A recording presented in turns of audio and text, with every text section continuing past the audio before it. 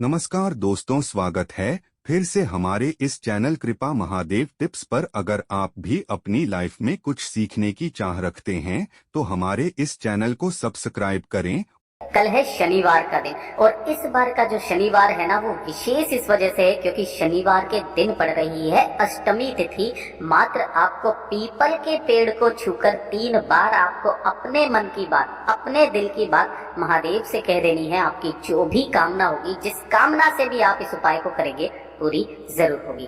पूज्य गुरु जी की कथा से सुन करके और समझ करके पूरे उपाय को बड़े ही विस्तार से बताऊंगा, परंतु उससे पहले आप सबसे एक छोटी सी प्रार्थना कि जो लोग पहली बार आए हैं चैनल को सब्सक्राइब जरूर कीजिएगा और वीडियो को लाइक करके देवादिदेव महादेव जी का कोई सा भी प्यारा नाम कमेंट बॉक्स में लिखना मत भूलिएगा। इस पूरे वीडियो में हम 3 महा उपाय के बारे में बात करेंगे जो कि आपकी अलग अलग कामना पूर्ति के लिए सिद्ध होंगे। लेकिन उससे पहले मैं आप सब लोगों से एक गुजारिश, एक प्रार्थना जरूर करना चाहता हूं कि काफी सारे वीडियोस जो YouTube पर आते हैं ना वो आपको गलत इन्फॉर्मेशन देते हैं।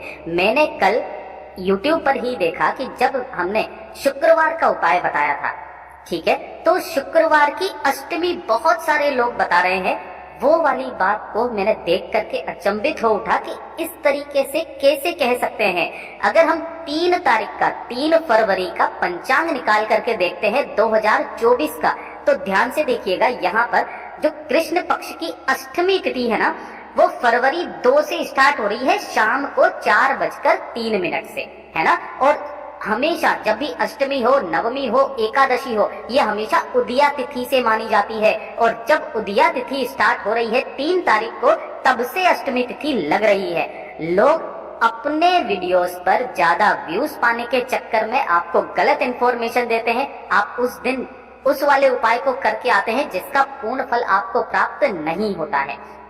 मेरा सिर्फ आपसे यही निवेदन है, थोड़ा सा समझदार बने। आपको भी तिथि का याद जरूर होना चाहिए, कौन से दिन कौन सी तिथि है। हमेशा जब भी तिथि मानी जाएगी वो उदया तिथि के अनुसार ही मानी जाएगी। एक बार मैं जूम करके आपको बता देता हूँ कि अगर हम फरवरी 2 को देखा जाए तो शाम को 4:03 तक ये अष्टमी तिथि, उसके बाद में अष्टमी तिथि जो है ना वो स्टार्ट हो रही है। कब से कहाँ तक है देखिए ध्यान से, 5:21 शाम के 3 तारीख को।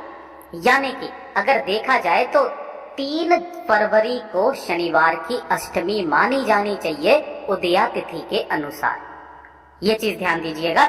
शुक्रवार के दिन सप्तमी तिथि थी, लोगों ने शुक्रवार के दिन अष्टमी तिथि मान करके अपने मन गढ़ंत उपाय आप लोगों को बताए। आपने काफी सारे वीडियोस को देखा और आप अभी भी देख सकते हैं। तो इसीलिए इन सभी चीजों से दूर रहें, तिथियों के बारे में आप भी नॉलेज रखें। और वो ऐसा इसलिए कर रहे हैं क्योंकि अगर अभी से वो शुक्रवार की अष्टमी बताएंगे तो सोमवार को एकादशी भी बताएंगे। लेकिन इस बार की जो षटतिला एकादशी पड़ रही है वो सोमवार को नहीं है।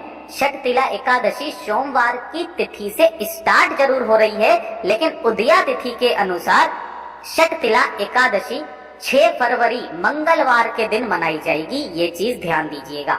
मैंने आज ही आपको ये वाली चीज क्लियर कर दिया है। शनिवार है, शनिवार के दिन अष्टमी तिथि 3 फरवरी को मनाई जाएगी, ठीक है। अब ध्यान से सुनिएगा इसी वाले उपाय को।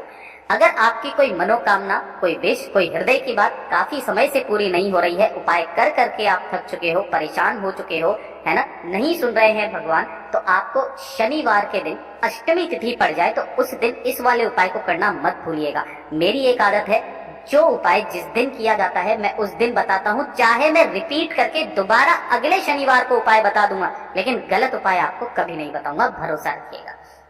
देखिए, शनिवार के दिन आपको क्या करना है, एक लेना है गुड़ का टुकड़ा, ज्यादा नहीं, मात्र 1 गुड़ का टुकड़ा आपको लेना है। इसी के साथ में थोड़े से चाहिए होंगे आपको काले तिल। गुरुदेव ने कोई संख्या फिक्स नहीं बताई, 1 चुटकी काले तिल मात्र आपको ले लेने हैं, ठीक है। और इसी के साथ में आपको लेना होगा गौ माता का कच्चा दूध। कच्चा दूध किसे कहते हैं, जिसे एक भी बार गर्म नहीं किया गया होता है ना, इस तरीके का गौ माता का कच्चा दूध आपको ले लेना है, ठीक है। और 1 स्टील का लोटा लेना, क्योंकि दूध का जब भी हम उपाय करेंगे ना, कभी भी तांबे के लोटे में गलती से भी नहीं करेंगे। इसके अलावा जो भी आपके पास में हो वो ले लेना।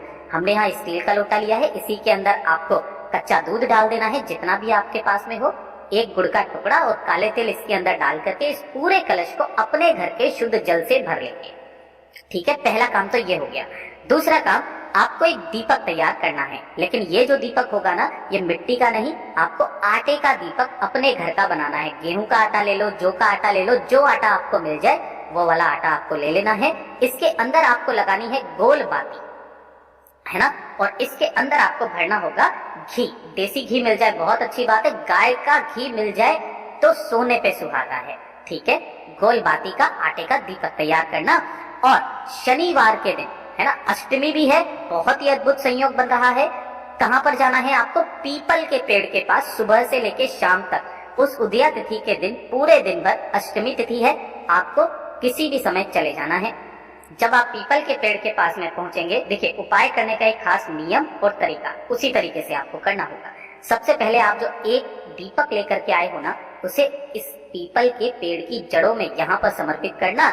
हो सके कुछ न कुछ आसन के तौर पर नीचे जरूर लगा देना, थोड़े से काले तिल ही रख देना, या फिर थोड़े से आप गेहूं के दाने, चावल के दाने, हरे मूंग के दाने, कुछ भी, जमीन पर मत रखा करो।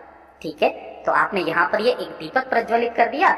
दीपक प्रज्वलित करने के पश्चात जो आप एक लोटा लेकर के आए हो, जिसमें समस्त सामग्री आपने डाली हुई है ना, समस्त सामग्री को पिपलेश्वर महादेव जी का स्मरण करके पीपल के पेड़ की जड़ों में आपको समर्पित कर देना है। पीपल की पेड़ की जड़ों में समर्पित करके आपको इस वृक्ष की 7 परिक्रमा करनी है। ये चीज ध्यान देना, कितनी परिक्रमा करनी है? 7 परिक्रमा करनी है। जब आप 7 परिक्रमा करके वापस अपने यथा स्थान पर पहुंचेंगे, अपने दोनों हाथों को अपने हृदय से लगाकर, ध्यान देना, अपने दोनों हाथों को अपने हृदय से लगाकर आपको अपनी मनोकामना कहनी है, और उन्हीं दोनों हाथों से पीपल का जो पेड़ है, इस पेड़ को आपको टच करके, स्पर्श करके अपनी कामना बाबा से डायरेक्ट कह देनी है। एक बार शनिवार के दिन इस वाले उपाय को करके देखिएगा, अगले शनिवार तक आपकी कामना पूरी जरूर होगी। बहुत ही अद्भुत और अचूक उपाय है, जरूर कीजिएगा। पिपलेश्वर महादेव जी के नाम से यह वाला उपाय करना है। भगवान ने चाहा, महादेव ने चाहा, आपकी कामना बहुत जल्दी पूरी जरूर होगी। बहुत अद्भुत है, जरूर कीजिएगा।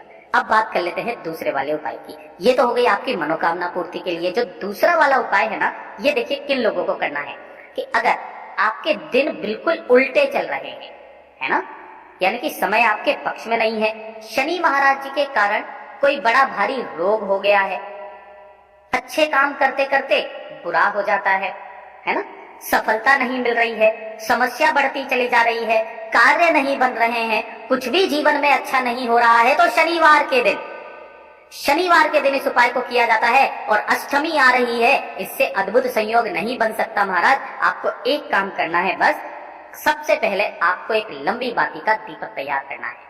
ठीक है, इस दीपक के अंदर आप भरोगे सरसों का तेल। किसका तेल भरोगे? सरसों का तेल भरना है इसके अंदर। ठीक है, उसी के साथ आपको सुबह के समय किसी भी पीपल के पेड़ के पास जाना है। इस पीपल के पेड़ पर जो भी छाल लगी हुई है ना, थोड़ी सी छाल को निकाल करके लाना सुबह के समय, है ना, कोई दिक्कत नहीं है। आप आज भी जा सकते हैं, किसी भी समय जा सकते हैं। उपाय आपको शनिवार के दिन करना है। पीपल की छाल थोड़ी सी निकाल कर लाना, घर पे इसे पीसना, छानना, और इस तरीके से पीपल की छाल का चंदन आपको बना लेना है।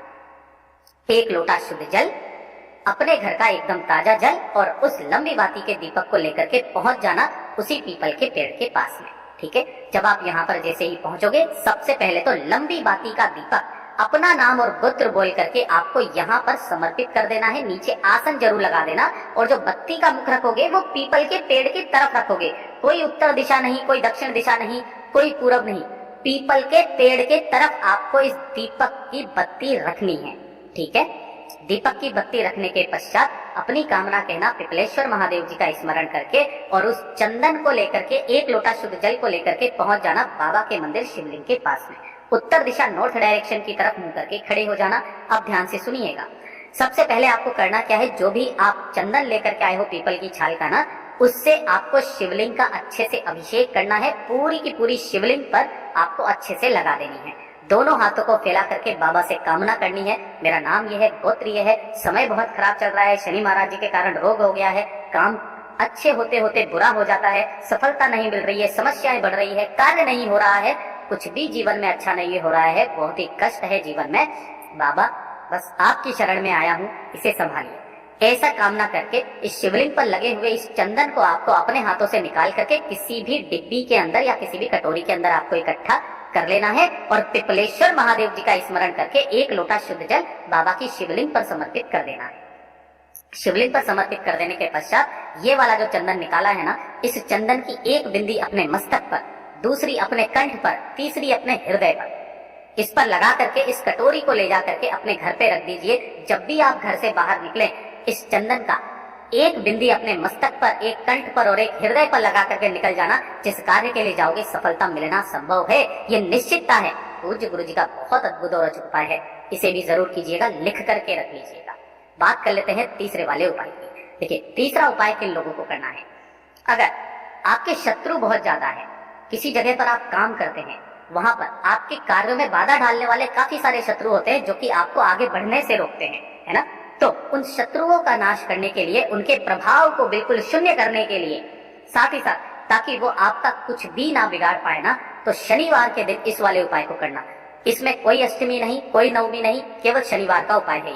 अष्टमी पड़ रही है, कर सकते हो, कोई दिक्कत नहीं है, लेकिन शनिवार के दिन करना है। आपको एक कटोरी लेनी है इस तरीके से, और इस कटोरी में आपको लेना होगा सरसों का तेल। ठीक है, अब कितना सरसों का तेल लेना है उस चीज के बारे में ध्यान से सुनिएगा। आपके घर में जो भी रुद्राक्ष है, चाहे 4 मुखी, 3 मुखी, 6 मुखी, 5 मुखी, 2 मुखी, 1 मुखी, जो भी रुद्राक्ष है ना, उस रुद्राक्ष को आपको इस कटोरी में रखना है और इसे पूरा का पूरा आपको किससे भरना है? सरसों के तेल से। इतना तेल लेना है कि ये रुद्राक्ष पूरा डूब जाए, बस इतना। अगर ये आधी कटोरी में भी डूब जाएगा ना, उतना तेल आपको ले लेना है और इसे लेकर के या तो किसी भी पीपल के पेड़ के पास में, या फिर आपको किसी भी शनि महाराज जी के मंदिर में पहुंच जाना है। ठीक है, बशर्ते कोशिश करना, अगर शनि महाराज जी का मंदिर आपसे दूर है तो पीपल के पेड़ के नीचे चले जाना। वहां पर समस्त देवी देवताओं का निवास होता है। अपनी कामना कह करके, अपना नाम और गोत्र बोल करके इस पूरे के पूरे तेल को शनि महाराज जी के चरणों में या पीपल के पेड़ की जड़ों में समर्पित कर देना। और समर्पित कर देने के पश्चात अपनी कामना कह करके उस रुद्राक्ष को उठा करके लाना, धो करके अपने घर के मंदिर में रख देना। कामना करके आ जाना कि हे मेरे भगवान, मेरे जीवन में बहुत ज्यादा शत्रु हैं, मेरे कार्यों में बाधाएं डालते हैं, काफी सारी समस्याएं चल रही है, इन्हें संभालिए, आपकी बहुत कृपा होगी। अपनी कामना कह करके सरसों के तेल का, अगर दीपक हो सके तो वो लगा करके आ जाइए। सरसों का तेल शनिवार के दिन पीपल या शनि महाराज जी को समर्पित करने से ही आपके भाग्य खुल जाते हैं। पूज्य गुरु जी का ये सभी उपाय बहुत ही ज्यादा खास और अद्भुत है, जरूर कीजिएगा। वीडियो अगर पसंद आए तो लाइक जरूर करना, साथ ही साथ चैनल को सब्सक्राइब जरूर कीजिएगा। मैं आपसे मिलता हूँ अगले वीडियो में, तब तक के लिए ओम नमः शिवाय, जय महाकाल, जय शिव शंकर, श्री शिवाय नमस्तुभ्यं।